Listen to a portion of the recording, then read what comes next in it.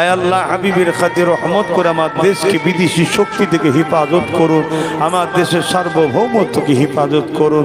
আয় আল্লাহ এই রহমতের মাসে আল্লাহ পৃথিবী জুড়ে ফিতনা চলছে, ফিতনা থেকে হেফাজত করুন আল্লাহ। বিশ্বের মুমিন মুমিনাদের জানমাল হেফাজত করুন আল্লাহ। প্যালেস্তাইনের মুসলমানদের উপরে দয়া করেন আল্লাহ, প্যালেস্তাইনবাসীর উপরে দয়া করেন আল্লাহ। প্যালেস্তাইনের বাচ্চাদের জানমাল হেফাজত করুন আল্লাহ। প্যালেস্তাইনের মা বোনেদের ইজ্জত আবরু হেফাজত করুন আল্লাহ। মসজিদ আকসাকে হেফাজত করুন আল্লাহ। আল্লাহ রিসেন্ট দেখলাম ঠান্ডা